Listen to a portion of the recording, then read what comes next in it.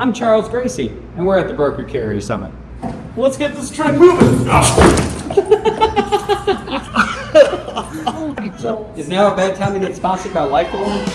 This is Cents Per Mile, featuring Charles Gracie and Paul Gibson, with loads of recruiting and marketing experience and backed by the largest driver audience in the world. We deliver carriers the driver perspective, find solutions, and help make sense. We're here, and it's been great already. Well, better for some than others, but it's been a pain in the butt for Paul. Yeah, it's kind of been. What number is this? This is number 5. Number 5. Yeah. All right, cool. Back in Indianapolis, the last time it was in Indianapolis, the BCS was 35 people. We are sporting 540 people at this one, and so it's a little bit of growth. So, wow, that's almost. I got more than 35 people in iShot right now. I know, right? Yeah, I didn't realize that was. I didn't realize that was like this is like kind of like almost a come back home moment. Yeah. Yeah. Well, we had to. We spent 2 years on the road, and my team needed a break. So we decided to bring it back home. We're all based here, so well, except for Trey. Trey's not based here. Yeah, it's a 4-hour drive from St. Louis. So yeah, choices. Yeah. Well, I'm surprised with all that's going on. That you're. I appreciate you being so busy and having the time to like hang out with us for a minute. Yeah, I know it's been pretty seamless. We've had some issues. Hold on. Speaking of timing. Hold on a second. Yeah. Okay. Well, I tell you what. Was that the bat signal? That was the bat signal. Give me a second. I might come back. I might not. We're about to get lunch served, so I'm gonna give you to somebody else. Give me 1 second, real quick. What? Huh? Okay. All right. Well, that's Dan. You might know this guy. So. Oh, I thought he said everybody was based in Indianapolis. This is someone really important right here. What's up, gentlemen? How's it going, brother? How's it going? It's going. Man, I feel like I haven't seen you guys in forever. I know, right? It's like you took a 2-week vacation. Pretty much how it's been, you know? Yeah. How's that feel? One of your first things out of BCS that you're doing is working with us on a podcast booth. Well, you guys listen a lot more now because I can tell you what to do a little bit more. I got to see you fall on your butt, you know. Yeah. So did 7,000 other people on Instagram. How are you enjoying life at the BCS? I mean, it's pretty impressive organization and event. Yeah, BCS has been great. Being able to see a different side of the industry than I've already seen before and growing in it. And for me, being very green, no pun intended, because it's BCS, is, you know, I'm only like 3 years into the trucking industry. So for a lot of people that, especially you, because you're old as crap, you know. I'm 40, man. Yeah. How many years have you been in the trucking industry? Almost half of that. Okay. How many years, Paul, have you been in the trucking industry? That's been over a decade. Okay. See, so for me, I'm still very green. So getting to see the other side and learn a lot from Dan, Trey, all these guys, that is especially because I had a lot of misconceptions, even on brokers, as well as probably a lot of people. So getting to see it from their perspective on bringing all these people together at something like this, specifically at the summit, is really cool. It's more knowledge that I'm getting to learn the trucking industry. I think that's the other cool thing, though, too, is like it doesn't really matter what you do in the industry. No. Like, you know, there's a place for you at BCS. Well, so like a good example, you know, you're talking about like, hey, I'm not really familiar, you know, the industry. I've only been in for 3 years, but like you have 25 years of media experience. Sure. And clearly they had questions and wanted to learn about what you did. Sure. And they found out and it was complicated and said they just hired you. Yeah. Sad. Yeah. And they've they've kind of let me run with the creativity, which again is just another, I don't know if that's a resume point to pop up for BCS, but yeah, they just trusted me to run with it, and they've been awesome. Well, and that's sick to know that like the culture actually working there does reflect what the culture of sees. the summit. It's actually authentic, and that's where I think the people's ability to be vulnerable and come out and say, you know, all this stuff out loud, you know, which is what we're all about on the show. Before I leave, and because it is a good point, is I agree the stuff that of people coming together here does remind me so much of when we did that episode of like Broker Tells All. It's just changing people's perception on things. There may be some people that aren't happy, specifically drivers, or they're gonna have a perception of it, but it makes you wonder how much did they learn just from that one episode of Cents Per Mile, how much would people learn by attending a broker carrier summit, thinking it's one thing and it's something else, you know? Yep. Yeah. All right, gentlemen. Well, you have fun. Keep talking. I don't know. All right, I'll be around here. All right. There is an interesting thing about the production element of this, though, is knowing that like we're talking about him like he left, but he's literally right there. Well, technically, he's our point of contact right now. So I love Josh. Here, grab a mic. Hi. How's it going? So Courtney George with Wreaths Across America, a huge partner of the show, happens to be with us at the Broker Carrier Summit. I'm also going to get to see you next week in Vegas. We get to hang out at a lot of 2 places. weeks. now, Wreaths but Across America has been a huge partner and supporter of Cents Per Mile and just bringing the industry together for different various reasons. You guys have your own mission. Can you tell us a little bit about that? Yeah, I mean, we have a very easy mission. It is to remember the fallen, honor those who serve, and teach the next generation about freedom. I love my brethren. No matter what branch they were in, if we're sitting there and there's another veteran, I want to hear their story. I want to hear what they're about. I want to hear what they're doing today and what their plans are for the future. That's, I think, is the biggest thing is what can I do to help? Well, I think that's a great segue. How can people get involved with Wreaths? How can they help Wreaths? There's so many ways. I mean, a lot of people think that you just have to haul wreaths. You don't. That is always helpful, and I'm not going to lie. I'm looking, down the pipe at an additional 100 to 200,000 wreaths I'm going to be delivering. So if you are interested in hauling, reach out to me. But maybe you don't own trucks. Maybe you're a brokerage, right? You can pay a driver to broker that load. I mean, on average, 50% of the owner ops are veterans. Maybe you are a technology company, but think about how many of the people who use your platforms are veterans. Donate a wreath in their honor. I tell people I've got more mugs, I've got more, cups in my house, and I'm at the point where like it's got to be really special to come in. But I don't want that. If you make that $17 donation means more to me, that one $17 donation to, for a wreath, that means more to most people, especially if they're a veteran. Did you just essentially say that like mugs, like it's oversaturated? The mugs and the fake Yetis are oversaturated. Yeah. Put your face on something else, my guy. Boom. Hey, I tell people, I'm like, if I take one home, one has to leave. Like, I'm running out of cabinet space. so where's mine in the lineup to get bounced out of the cabinet then? It's at the front. It holds drinks well, so it's staying for a while. Oh, okay. I can Fair. live with that. It's new. It's in good shape. Speaking of Tommy, look, he's walking by. There is Tommy. I think he was trying to avoid the podcast booth. Tommy, why don't you grab a seat over here? Join us. What? I don't bite. No, he just falls well. I was going to say, I just fall weird. Yep. What do you think that you would come to another one? Is it worth traveling to? If there is an opportunity to watch you fall from a train again, on a serious note, though, no, I mean the Broker Carrier Summit, it's good. It's definitely everyone needs a Tommy. Through. I don't know about that either. Maybe a Tommy and a Paul. We can start. Yeah. Hey, maybe that's it. We can do a TP show, right? Yeah, hey. oh, God. No, it's Oh, my word. Oh, no. That works too well. Yeah. So, hey, Josh, if you can hear what's going on right now, is there any holes that are barred when it comes to BCS broadcasting? Why are there more puns? Jeez. Oh, my word. Oh, here's another great conversation coming up. And once you're in this business, you can't get out of it. We are lifers. That's what I love about the Broker Carrier Summit is you get to see people from different parts of this business that all have the same passion for the industry. Essential work that is one of the biggest employers in the entire country. Well, and another cool thing that nobody really talks about, everyone's talking about how do we make trucking sexy again? It's already pretty attractive for the people paying attention. Look at how many of our fellow freight enthusiasts are sitting there climbing the ladder and doing big things. Like every time I talk to them, there's something exciting, something even more exciting to hear about. It's really nice to see the people that are rolling up their sleeves, showing that passion, excel in this industry.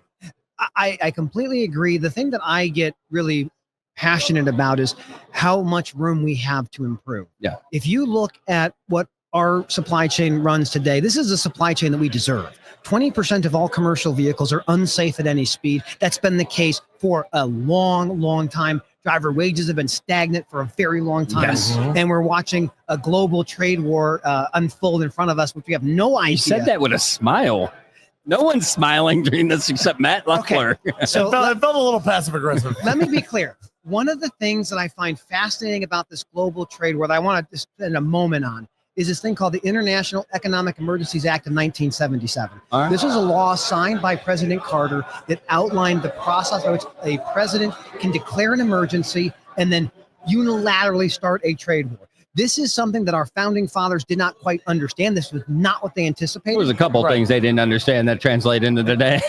And it's amazing to see how this unfolds and what are the recourses you have as Americans to change it. So even if you're a conservative and you go, I like the outcome, the means is different. And so this is something I've been spending a lot of time helping people understand. How do you get to a place where one person can declare a trade war and no one can stop it? It's fascinating. No, hey man, I appreciate you taking the time to share some of your knowledge with us. I always enjoyed the conversation and look forward to seeing you and everything you're doing. You're doing some big things. Keep it up. I appreciate it, guys. Thank you for having me. This has been a great conference, as it always is. It's nice to see everyone get together, share their stories, and share best practices.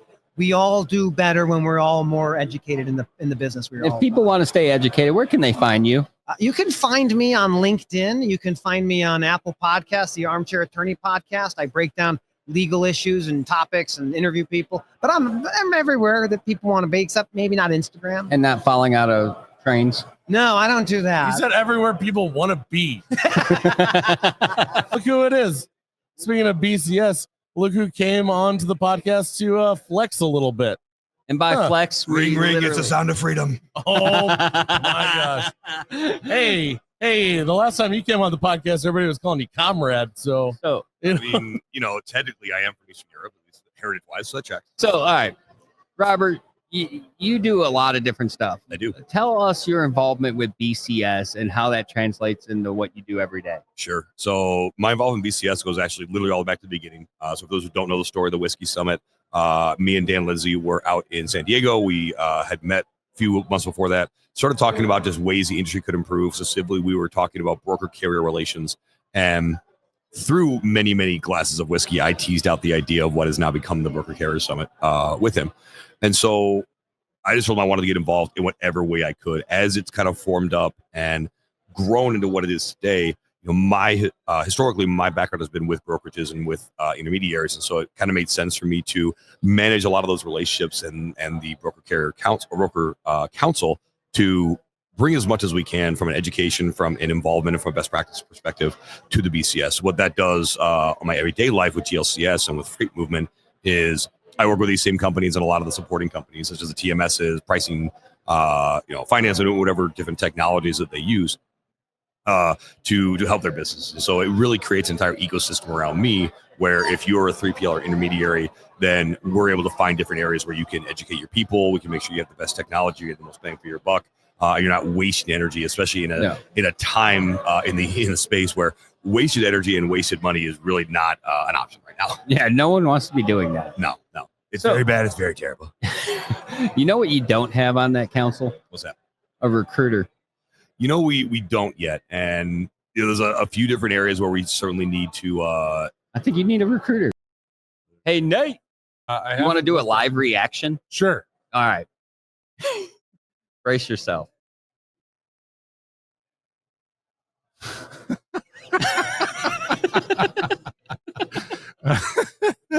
That's great.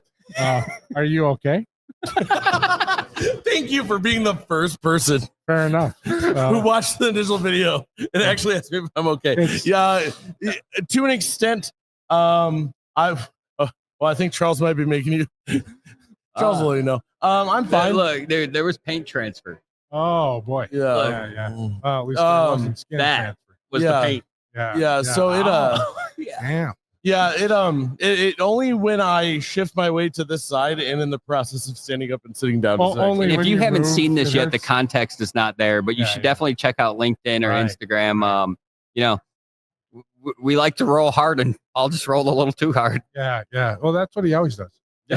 Hey, I mean, it says This was the guy in a banana costume riding the bull. I was just gonna say, at least there was no bulls involved, but this time there's a train, and it the light was a train. What if I would have and been wearing the banana costume when I fell off of the train? that banana would have got peeled? But Oh, That would have been some bruised fruit. I almost got peeled, so that's fair. And have you seen Miss Spinelli's shirt here? Yes, I did. What's that? I just got Women in Logistics Award. Hey, Yeah, congrats. Thank you. And then, did you guys see my amazing shirt and hat that Nate got for me? Yeah. That's awesome. Oh my gosh, so cool. Nate's the man. He is amazing. So we're gonna come out in force though. Here we're got to figure out when, because we have enough shirts for a variety of people, and we're gonna just do a fraud girl audience. So I want one. we'll see how many we have. I don't know. Do you how have many we one have. in large for like girlish figured men? We'll figure out. For girlish figured men.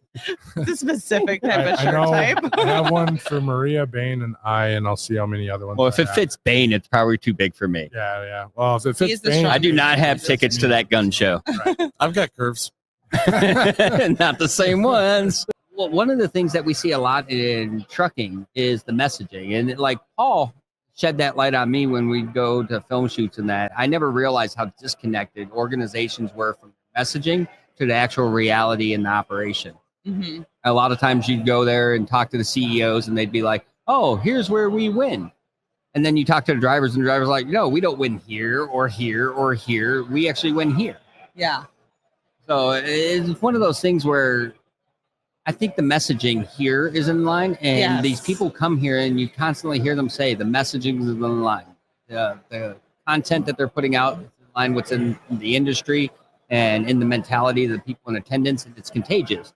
Well, it's I nice hope that the summit is named Broker Carrier Summit. It's like, oh, I get it. I feel like Charles's skill is presenting and talking to the people. My skill is messaging, and only because it's so simple that everybody is smarter than me and overcomplicates it. Right. So I have to break it down for myself. That's like the story of trucking. Right. Well, it's not though. Really? Because that's the thing is you come to like a lot of events, a lot of conferences, and it feels like everybody's an expert. Yeah. You know, like whenever we've like been approached to talk, or Charles gets approached to talk, they're always like, "You're an expert." And it's like I remember the first time that I sat through his recruiting boot camp, I was like, I forgot to blink. "That well, yeah," but also I was like, "That's like this is kind of like common sense. This is the bare minimum."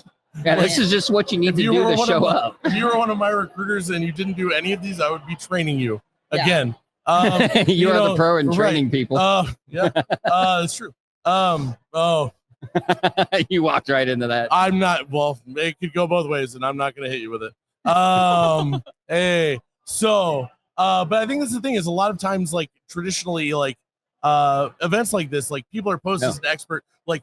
You have a problem. We've got this person here who can solve your problem, you know, and like all that sort of thing. And there's a lot of change. Like, I mean, what we do on the show, like the way that you talk about it, when you're helping people, like the way this whole thing works with the emphasis on networking is the idea that like we're all experts, but we're also all in this together. There's always room to learn. Yeah. But it's also appreciating that other people have knowledge outside of you and being able to put it together in a way to where like everybody comes in even. That's like the cool thing about this is that it's not just saying you have a problem, we have a solution. It's, hey, let's get together and let's figure this out because we all have to survive in this environment. And even the speakers, I mean, I guess they all are experts or whatever, but even if they weren't 100% an expert, but they still have enough information where just brainstorming, talking, because the panels are big enough too, where like people are brainstorming, talking about everything. I'm running a panel on Thursday about like basically how to build your tech stack. So no matter what size carrier or broker you're at, like, you know, day one, you don't need AI. You know what I mean? Like, hey, I'm opening my doors. Like, you're not ready for that yet. Let's get you like let's get you some customers, and then let's do that. You know, like there's layers to this shit. There's layers to this. Let's start with who are you? Myself, Tapan. I'm the founder CEO of Hey Bubba. Bubba is a AI back office operation dispatcher for owner operators, small fleets. So back office operation dispatcher. Yes. And your shirt says you're a true AI dispatcher. So, all right. Absolutely. I have tons of questions. So many questions. But first, I'm going to give you a chance to explain how that looks. So Bubba is a voice-first dispatcher. You can talk to Bubba in any language. Bubba understands you. Bubba will search loads for you. call the broker shipper for you, negotiate on your behalf, representing your carrier, get the rate confirmation, verify the rate confirmation. It will call shippers for shipping appointments. It will call truck parkings. It will call book hotels for you. It's like a Siri, but designed for specifically for carriers. We only work for carriers. Okay. So cost wise, if I'm a carrier and I'm looking at the cost analysis between an actual dispatcher or Hey Bubba, yep, what's the trade-off there? Of course. So we started first few months is absolutely for free, 3 months. After that, we are looking at based on bookings, just like a dispatcher, but we charge like a credit card fee, anywhere from 2 to 3 points. Oh, wow. And Wow. everything else is absolutely included, complete back office, right from your P&L calculations. You can ask Bubba saying, hey, what's my gate number at the shipping? Can you remind me? Bubba will look into your bill of lading or rate confirmation. Any conversations? Will it give updates to the... Yeah, we'll update the shippers, brokers, call shippers. Okay. Your gate What? number. All right. So that means if I'm the driver, I shouldn't be getting calls during my sleep hours because Bubba should be taking care of that. Should be. So the broker shouldn't be calling me. Broker, yeah. So you can get a business line from Bubba. We'll be launching that feature in next few weeks, wherein you get your own phone number. Now that phone number, you can accept incoming calls, even solicitations. Bubba will take solicitations for you. Well, can Bubba take all the solicitations for me? Ever since I've stepped foot in Indy, my phone has been blowing up with everyone trying to, hey, do you need a loan? Hey, have you ever thought of starting a business? Hey, how about that extended car warranty? Yeah. No, that's awesome, actually. Yeah, no, I'm having a hard time seeing a bad scenario here. So, what's the implementation look like? So it's a mobile app. The way to connect to Bubba is through your email. Owner operator small fleets, they don't use TMS. Email is your TMS. We connect with your email, Gmail, Yahoo, Outlook, anything. We read all of your emails, build up your profile right from there. Any emails you get for rate confirmations, even for inquiries, we convert them into real loads for you. Oh, wow. So this is predominantly something that could be extremely beneficial to a smaller carrier that might not be looking to bring on a dispatcher full-time, or maybe a working owner operator that wants to have something working in the background so they don't have to search for loads. Yes, absolutely. So for 1 to 5 trucks, up to 7 trucks, we work wherein you do not have an option to add a dispatcher, because usually you are the dispatcher. Yeah. So we work with those companies. You have to make sure your email and MC USDOT number is same as listed there. So we do verifications. If you have more than 7 or 10 trucks for larger carriers, you can add your own dispatchers into the system. So it but optimizes dispatch. Yes, it optimizes dispatch, helps you, your dispatcher, not the third-party dispatchers. We do not work with third-party dispatchers. We absolutely work only with your own MC and own USDOT numbers. So how did this come about? So I have experience with trucking. I have another fleet management company. I'm running for 8 years. We have around 10,000 carriers, more than 50,000 trucks. So I know owner operators. I understand what they like to do. I understand the fleets. So that's how we designed Bubba. I was like, we are the only ones for carriers. There is so many AI for brokers. There's absolutely no one for carriers. So we ended up being the first voice AI dispatcher for carriers. There's a lot to unpack there.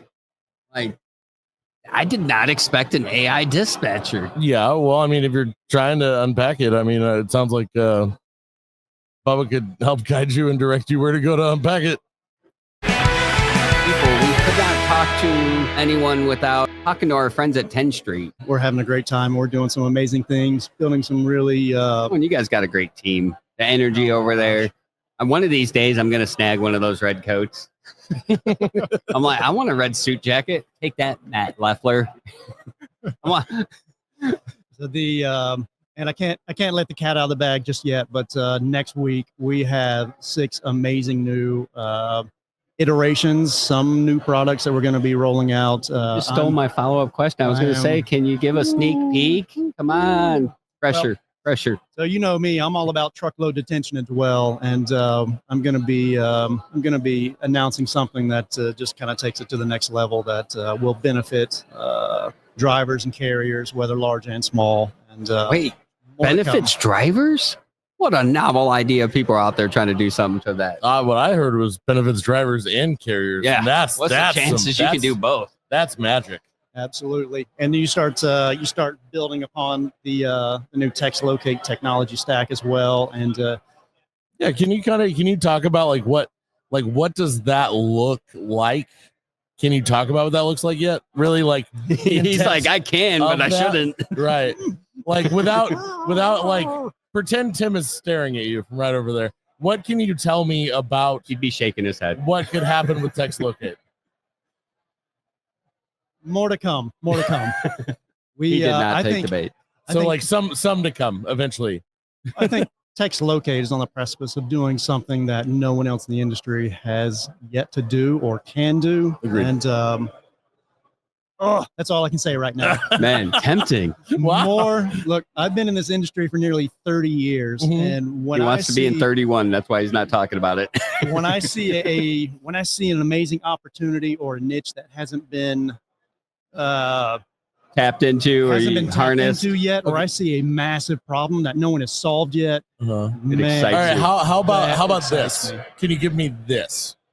What is the last innovation that you saw in freight that you would, or like in trucking in general, that you would say is comparable in size? Not what it is, but like size, like game changing.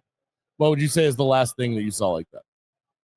I think when I saw hot seat services. When I saw oh my god, shameless plug.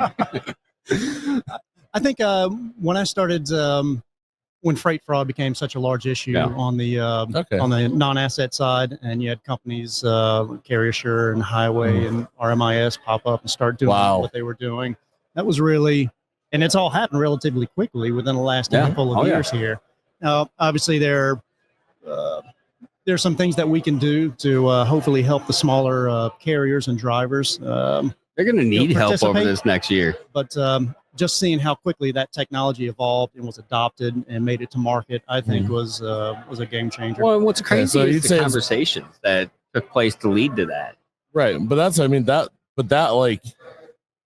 did make a difference. That almost like, I'm not saying it's all like where BCS came from, but like the shift and change that brought started so many conversations that I think like it actually changed the culture of the back end of trucking. Oh yeah.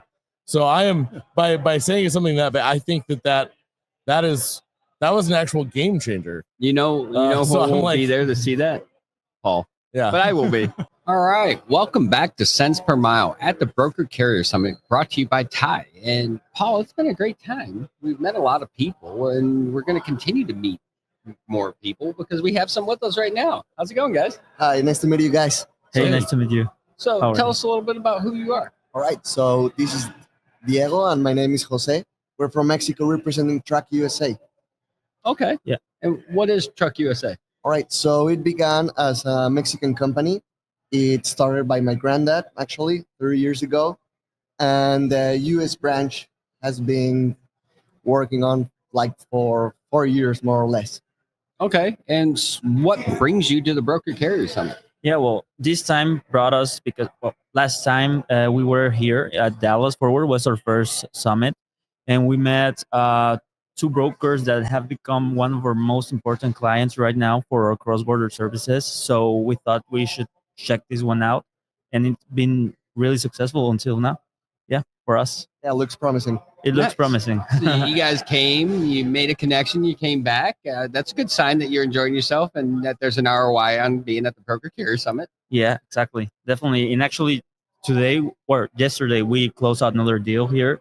So it's been really good for us. Nice. Well, those are the kind of connections that this whole place is built around. It started as an idea to make connections and give people a place to have those conversations.